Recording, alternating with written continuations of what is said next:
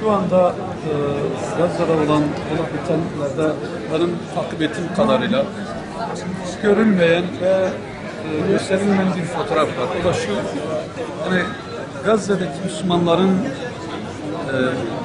Tel Aviv ve İsrail'in stratejik yerlerine atmış oldukları füzelerin attıkları yere isabet edinceye kadar hiçbir engele takılmadan düşmesi, asrımızda İsrail, Amerika, Rusya gibi gücü yenilmez insanların ne kadar basit olduklarını, direnen insanlar oldukları müddetçe Gazze gibi bir yerde hakikaten sağlık hususunda görüyoruz ki birçok sağlık imkanları çok kısıtlı olan bir yer olmasına rağmen Müslümanlar ayakta durabildikleri zaman ne kadar kafirin küfrü de ne kadar aciz olduklarını görüyoruz. Aslında bu tarafa biraz dikkat etmemiz lazım.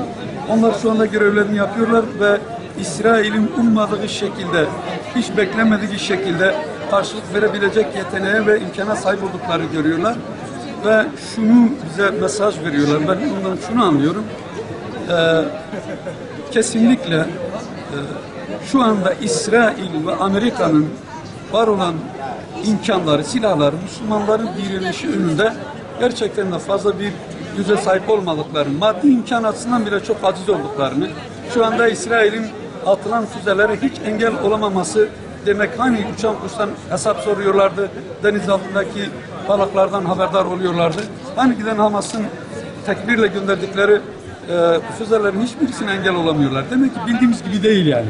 Müslümanların gerçekten algılarını değiştirmesi lazım. Bu küfür emperyalizmine karşı bizim elimizde Kur'an gibi bir kitap varken, Resulullah Aleyhisselatü Vesselam gibi bir önder varken, İslam gibi bir dinimiz varken, ümmet gibi bir bütüncüllüğümüz varken, Müslümanların birbirleriyle iletişime geçip küfrün gerçekten yenilmez denilip de hakikaten en ufak bir grup tarafından yenilebildiğini iyi okumaları lazım. İkincisi, yeryüzünde tarihin hiç kaydettiği böyle bir vaka olmamış. 100 yıla yakın bir zaman dilimi içerisinde Müslümanların, bir avuç Müslümanları kendisinden kat kat kıyaslanması mümkün olmayacak şekilde kat kat kendilerinden farklı silahlara mutasip olan insanlara karşı ne kadar güzel direndiklerini ve adeta ölüme, bayrama gider gibi, düğüne gider gibi ölümü karşıladıklarını görüyoruz.